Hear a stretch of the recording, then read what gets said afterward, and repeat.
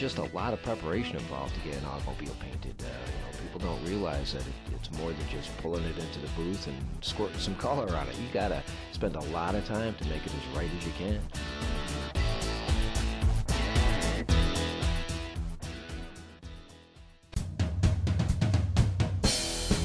Now the first thing that goes on is going to be your base. See, this is a base coat, clear coat paint job. So the first thing that's going to go on is your base, which in this case is the blue. And you got to be sure of your coverage. Sometimes these colors that we shoot, you put it on and it's thin. There's too much transparency. So it's coat after coat after coat. You might put on a half a dozen coats of color to get that base built up. So this way you have uniformity. You don't want any light spots or certainly any darker spots.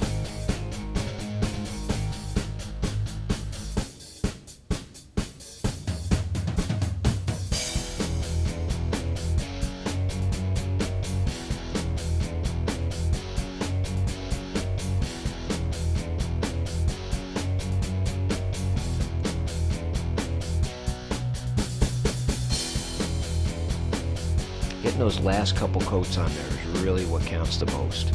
You really want to lay them out nicely. You want to take your time, especially on a metallic color like this, so the metallic lays down to the point where it just sparkles right back at you when the clear coat is put on it and the sunlight hits it.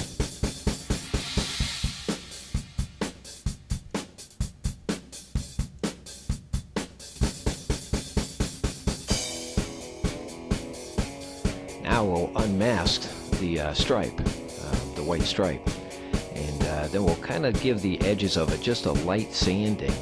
So this way when this whole thing is clear coated, you basically won't even really feel the difference between one edge and the other. I mean, there'll be a little bit there because you do have one paint on top of the other, but for the most part you'll be able to just kind of wipe your hand right across the clear coat and not feel a whole lot between one color and the other.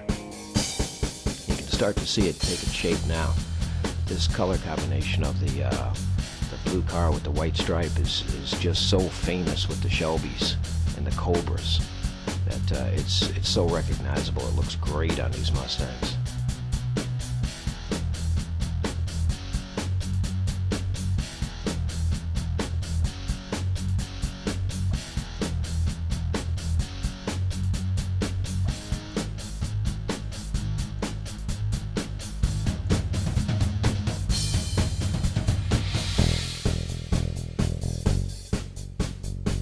Alright, now at this point here, we're clear coating, man. I mean, this thing's getting some clear on it. It's about time. I mean, it just takes a long time to get to this point where we're clear coating. But we'll put on 4 or 5 coats of clear to make sure that it is covered all the way around, top to bottom, front to rear. It's got to look good, and you got to leave yourself enough clear because you're going to end up what's referred to as wet sanding and buffing. The surface coat of the clear coat will get wet sanded with 2000 grit wet and dry paper, sandpaper, and once that's blocked out, then when you buff it, it comes to like a mirror type shine. So you got to make sure you got a lot of clear coat on there.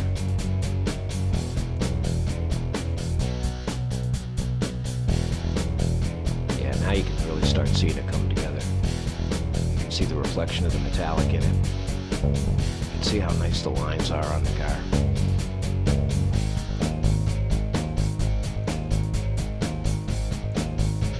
Last coat, what he'll end up doing is opening the doors and just spraying clear inside the jambs themselves. This unique way that we do it allows us to have no mask and remask lines between the doors and the car itself. So there's no hard lines. Boy, does that look nice. Look at that. The blue with the white stripes. How recognizable.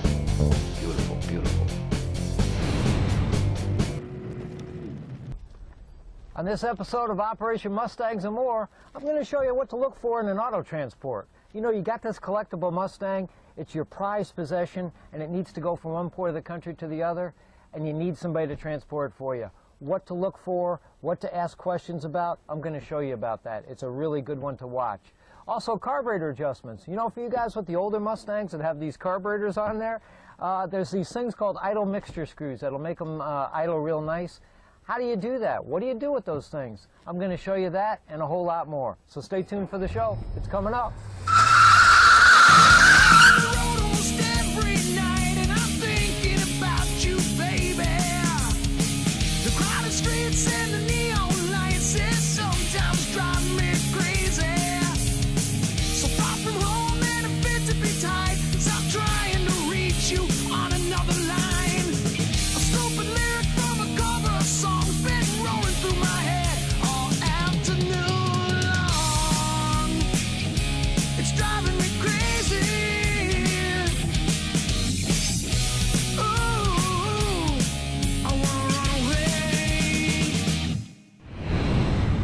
Bunch of parts to get ready for the car show this weekend? And I got a hot deal, too. You think? Think again. Oh, man. Tired of back orders? You need NPD. With 4 strategically located superstores, orders are shipped direct to your door within 1 to 3 business days. National Parts Depot has quality restoration parts for Ford truck, Mustang, Camaro, Chevelle, and Firebird. For your free catalog, visit NPD online or call toll-free.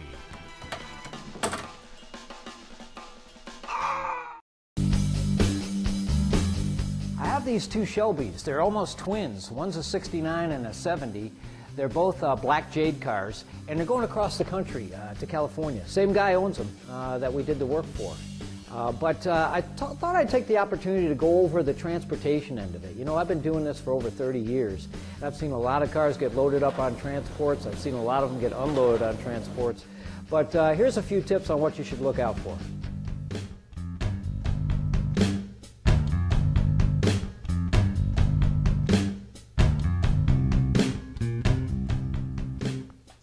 These two Shelbys are going to California, same owner. Talk about a lucky guy. One's a 69 GT 500, the other's a 70 GT 350, which that GT 350, that 1970, has a whole story on its own. You know, as the loading process happens, first thing that's going to happen is the transporter is going to come over to you. You're going to go through some paperwork just to verify the car to make sure that he's taking away the car that he's supposed to be taking away. He'll probably run the VINs, take a look at the VIN numbers, make sure the car is what it is, and then the two of you will walk around the car. He'll probably spot a few things that you didn't really realize you had, but it's for his protection. You know, he's doing this so this way, if on the back end, when he gets to where he's going, there's an issue there, he can kind of document it and say, you know, it was like this beforehand. So it'll take a little bit of time. So don't think that this is going to be something where he's just going to pull up, load your vehicle on the transport, and then off he goes. It's to your benefit to make sure that these things get looked at. And you want to help the trucker. You want to, you want to show things to him. It's to your advantage to make sure that he knows about everything. And if there's any particular problems, like, you know, if there's a kill switch for the car, or if there's a reason why the thing is not starting, or if it's got a battery that seems to go dead, or if the car, the battery needs to be disconnected for a long-term trip like that, you need to tell this guy that. Because it'll end up costing you more. In the middle of the trip, if they run into problems with your car, they're going to bill you extra for it. I always like to look at the other vehicles that are on the transport. This guy had all sorts of kind of cool cars on there. As you can see, there's a later model Mustang and a hot rod. You know, normally then from there, he'll back up your car to the transport and he'll kind of line things up. Now, I stand there and I watch everything that's going on. You know, it's just good sense to keep an eye on your car right until the very end. If something should happen, you want to know about it. You want to be the one that'll be able to tell the story about what happened here. So this way the new buyer doesn't have an issue with you. The issue he would have would be with the transporter. Grab a video camera. Grab your still camera and take plenty of pictures. Videotape it top and bottom, inside and out. You know, again, it's for your protection. Good idea to do. He'll line up his ramps and he'll get things where he wants it to be, but it's no easy task to back up or even pull a classic car on a transport trailer like this guy's trying to do. This guy was pretty good. You could tell he'd been doing this for a while. He he had a little bit of an issue getting these things backed up on there. You know, these ramps are a little slick. You got older tires that have a lot of like Armor All and tire dressing on them. And then you got torque of an older engine that just wants to break loose. It doesn't want to stay gripped on the ramps. So it took this guy a few tries before he finally got this thing straight and up on the trailer.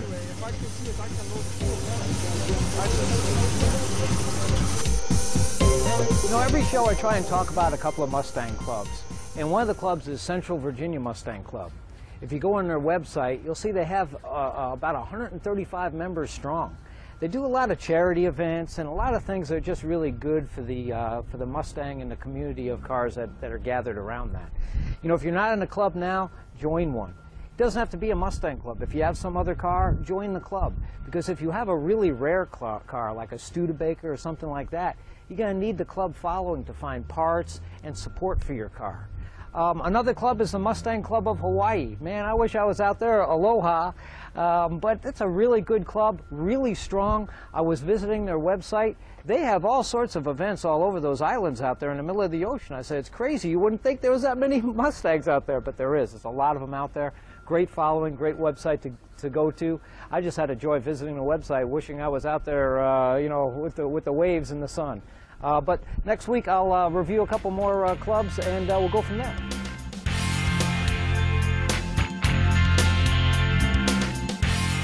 You know, I just love these Fox body Mustangs. Always have. These things have been around forever. They were made for almost 15 years. This particular car here, this 85 GT, it's a 21,000 mile original car. I mean, it's a really nice car. These things are not easy to get parts for. Yeah, there's aftermarket parts out there. There's a couple of really good companies that produce parts and also sell parts for these Fox Mustangs. And a couple of them are actually sponsors of my show. But for the most part, there's some really tough parts to get for these things. So you want to make sure you get a nice one to begin with if you're going to base your restoration. Give these things another 10, maybe 15 years, you'll be able to get everything you want. I mean, just like the old Mustangs. You could build a Mustang from the lug nuts to the roof as far as a 65 to, say, 68 car. But when it comes to, say, a Fox body car, the 79 to 93 car, there's a lot of parts that you just can't get, so you better start out with a good one. And this car right here is a really nice car. Like I say, 21,000 mile original car. It's got some wheels on it that are from that era, from that vintage. They are Ford wheels, and they do look dynamite on it. It's got the graphite cloth interior in it with the red piping, which I always thought was just dynamite looking on these things. 5-speed GT convertible, tilt wheel, all the factory gauges, air conditioning. I mean, this thing is just, somebody must have went in and just checked off just about every option on the checklist when they talked to the salesman on this one. And then the guy that bought it, he must have just put it away and just taken care of it. He must have thought, hey, you know what? This thing's going to be worth something someday. And these things are. They are gaining in value now.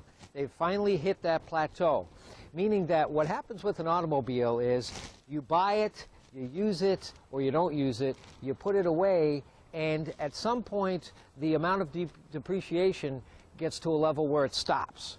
And then it's just worth whatever it's worth for a while. But then all of a sudden it starts to appreciate again. And that's where these things are now, man. You watch these Fox bodies, they're coming back. They're coming back strong. The SVOs, the GT Mustangs. These things are really hot. They made Celines. They made a lot of different cars in this body style that are really strong and really coming back. So don't forget to take a look at these if you're out there looking for an older Mustang, because these, believe it or not, are older Mustangs now. And they are really cool looking.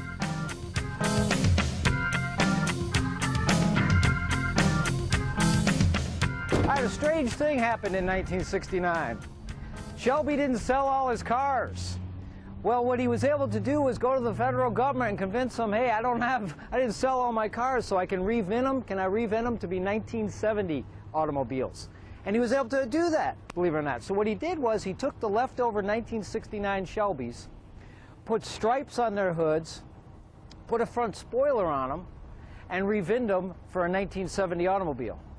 The thing about this 1970 automobile right here is that in 1970 they implemented the locking steering columns on automobiles. Well, since this is really a 1969 car, the key and switch is on the dash and it does not have a locking steering column on it. Yet it is VINed as a 1970 automobile. There's no way that anybody could get away with something like that in this day and age, but he somehow was able to do that with his influence he had. So a pretty interesting thing. We got two cars here.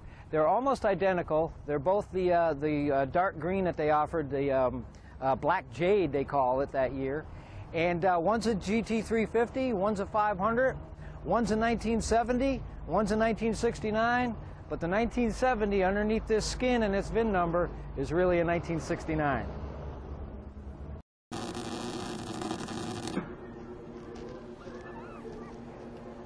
You know, in over 30 years of rebuilding old classic cars, we've done a lot of welding here at Mustang Restorations, and I've had a lot of welders.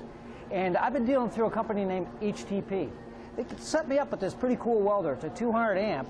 The thing I like about this thing is that it's heat settings. A lot of them have a heat setting, maybe 1 to 4 or 1 to 3 or 1 to 6 or whatever.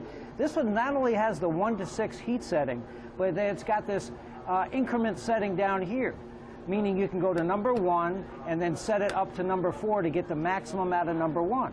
Then if that's not enough, go to number 2 and then back it off as far as your increments go there. So I've been dealing with some pretty thick steel today, so I got up to number 5 and I've dialed into number 3 down here. So I like that. You can dial it in. They carry a full line of not only welders but plasma cutters. Also the accessories that go along with those things. So go on their website, usaweld.com, and check out all the stuff they got. Pretty cool place to be.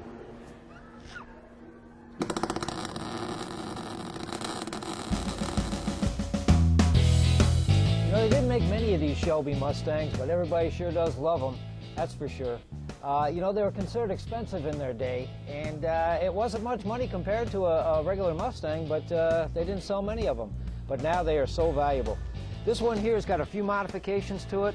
The motor is like a racing type of thing. It's got a big old torque converter in it, probably about 3,000 stall torque converter. And I've been just making some fine tuning on it. Let me start it up, see what this thing sounds like.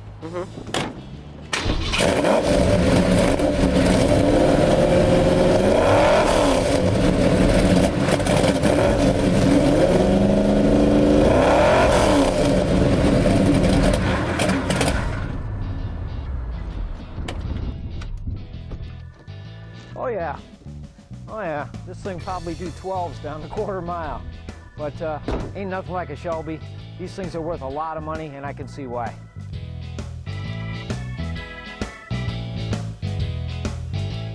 Wants to break loose. It doesn't want to stay gripped on the ramps. So it took this guy a few tries before he finally got this thing straight up on the trailer.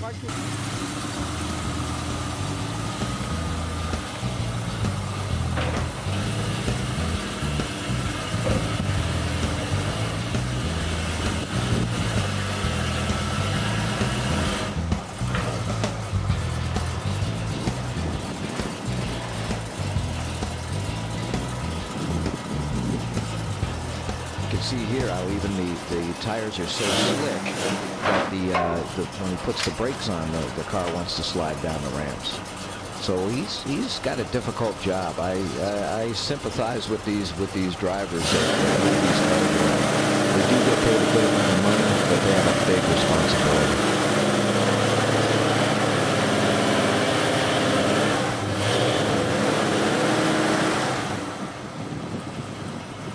Speaking of responsibility, the responsibility of insurance is on the owner's end.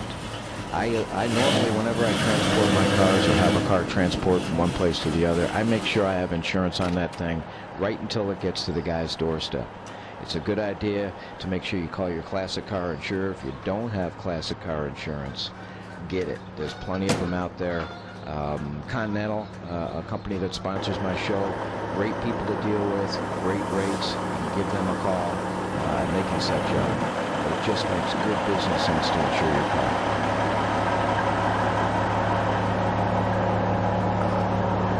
Wasn't quite sure what this thing is. I think it's an Anglia, this orange vehicle. Had a big old Chevy engine in it. He had a 56 Chevy above that. Nice little yellow Mustang.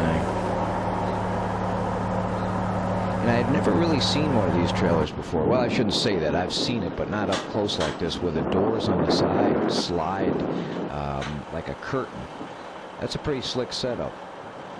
I'm not sure how watertight it is. It seemed like it'd be fairly watertight, but in a storm I could see the cars getting somewhat wet.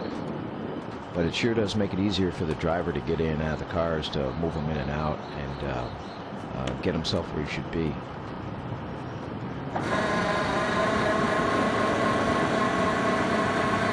Now, this is a good example of why you should be videotaping what you're doing. When he's moving these things in and out of the trailer, like this thing's going up in the air like that, you know, if he should crush the roof or do something kind of haphazard with it, at least you got documented on tape, and there's no who did what and whose fault it is. I normally like to try and ask if they can put my car on top, and the reason is because they tend to take the lower ones off first anyway, so they're not moving your car in and out to move other cars. Also, if the car above you happens to have some sort of a leak, either transmission, brake fluid, gasoline, it's not dripping down on your paint job. You know, you don't want that to happen. Even if it's not your car and it's paid for, there still can be some sort of an issue with it as far as something happening. You just don't want that. So I always try and get them, if they can, to put my car up on top.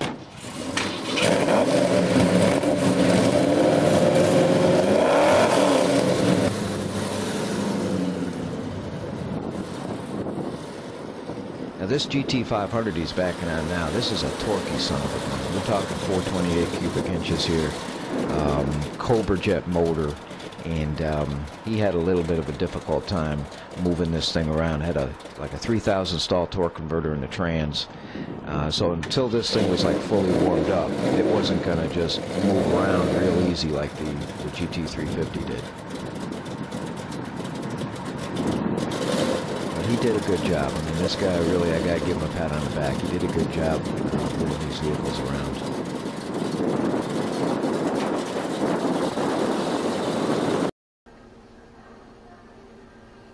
You know, one of the unique features that this HTP welder gun has on it is this nozzle end that adjusts and bends. You can make it straight, so if you want to go straight on into something, or if you want to bend it at a degree where you can get to the other side of a pipe like this, especially when it comes to exhaust system, you can't get to the other side. Well, with this bendable nozzle, you can go around leaf springs, you can get to that other side and make it pretty easy for yourself. So let me show you how that's done.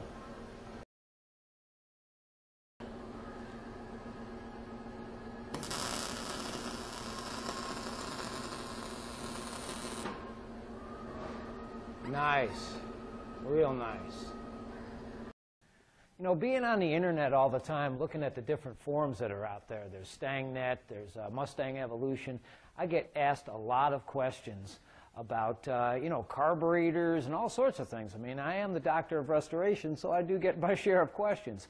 One of the most frequently asked questions I have is, how to adjust a carburetor? There's idle mixture screws on these things, there's an idle screw on these things. What the heck do they do? Well, I'm going to fill you in on that one. There's a couple of screws that are on the top of this carburetor right here. This is an Edelbrock 4-barrel carburetor. These are your idle mixture screws. It's the same type of screw as that you would have in your 2-barrel Ford carburetor, your 4-barrel Ford carburetor. Every carburetor has an idle mixture screw on it. And what they do is they choke out the gasoline when the thing is idling. So in other words, when you have the thing just sitting there and idling, the throttle plates are closed, letting a little bit of air trickle in. But the idle mixture screw allows you to choke out gasoline. So what you'll do is you'll first run in one of them, and the engine will start stalling out on you. And as it starts stalling out, back off until it goes to its highest idle.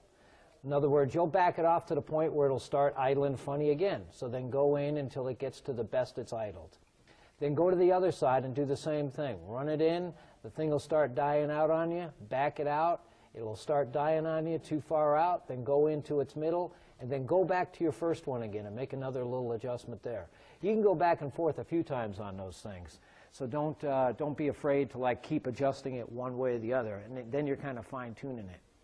But the simple trick is to make sure that the thing is fully warmed up, because you want that choke off of there, and then run them in one at a time, each side going back and forth, and you'll be fine. It's a real easy operation. Hi, the Doc here from Mustang Restorations. You know, in over 30 years of restoring these old classics, I've dealt with a lot of companies. And Dallas Mustang has been with me since the 1980s. You go to their website, dallasmustang.com. You'll see parts for the 64 to 73 car, the Fox body car, and of course all that late model stuff that's out there. And for you guys that have a late model Chevy or Dodge sitting next to your pony in the garage, they got stuff for that too. Their phone number, 1-800-MUSTANG. How cool is that? And if you give them a call, make sure you tell them that the Doc sent you.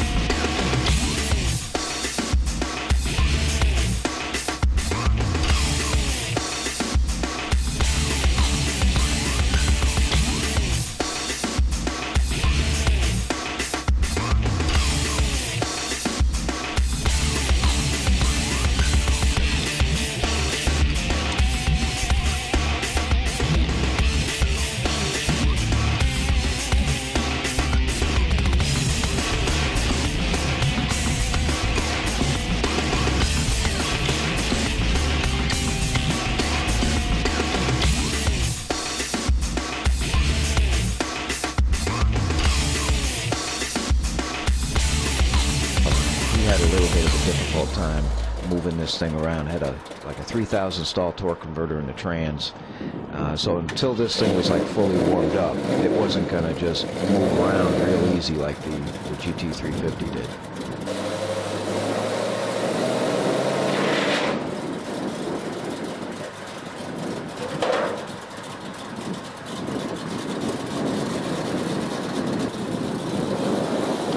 You might want to make sure your glove box is empty, go through your trunk, go through the car, look under your seats before it leaves. You know, once it's gone, it's gone. And if there's any valuables in the car that you might have left behind, well, they're going to go with it. So I always make sure that I go through my glove box, take any identification of myself out of there. I certainly don't want my name and address in there. You never know who's going to get the car next. So I take that stuff out of there. And like I say, make sure you got a good battery in this thing. Last thing you want is this thing to not be able to get on this guy's transport, or if he has to move it, they'll charge you extra if they got to start screwing around with this thing. The other thing I normally do with these things, I put a spare set of keys in the car someplace. I usually hide them under the dash or put them under the trunk mat or put them in a spot where if somehow the keys get lost, the transporter can call me and then I can tell them, okay, I put a spare set of keys over here. It just makes life so much more easier in case keys get lost.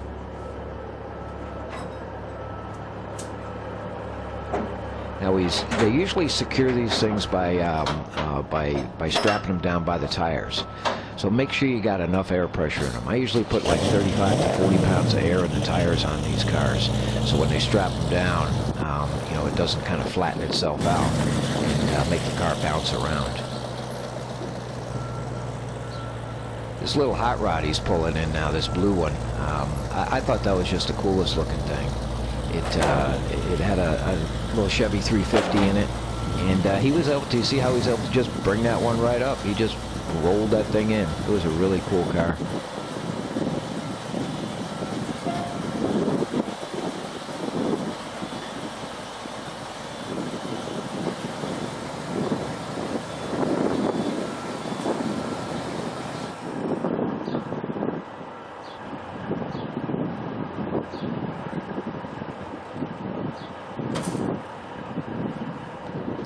if you can, you know, make friends with the transporter guy. You know, shake his hand, be friendly to him. I mean, this is the guy that's going to transport your car. So you want to be a friendly person to him, because they're going to be taking care of your car. And if he needs a hand, if he's got a blind spot and he can't see, be there for him to guide him back. Every help he can get is good for him.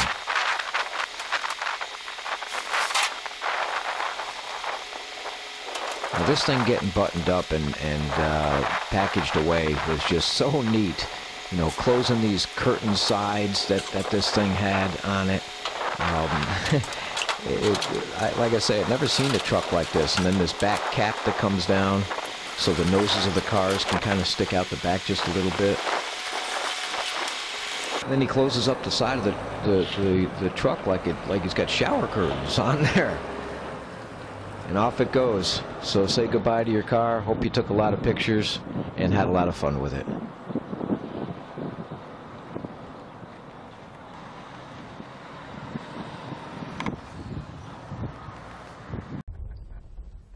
Well, thanks for watching this week's episode of Operation Mustangs and More. Hope you guys learned an awful lot. That's the whole purpose of my show, is to put some how-to stuff out there for people that just don't have the kind of money that a lot of people do have to drop it off at a shop like mine to have work done. So if I've helped you out, that's the job I'm trying to do. Pick up the latest issue of Fox Mustang magazine. You know, I've gotten together with this magazine where I'm putting how-to articles together, meaning that you'll find an article in the magazine that shows a step-by-step how-to on what to do on a repair on a Mustang. But then what you can do is you can go to their website, and I make an exclusive video that's a companion to the article that's in the magazine. So check it out, Fox Mustang Magazine. Also, enter to win at the winthemustangs.com. It's for the wounded veterans. I'm behind that effort. Enter to win at the winthemustangs.com. Go to that website, check it out, it's pretty cool. In the meantime, remember, this doctor, the doctor of restoration, I'm always in. See you next time. Thanks for watching.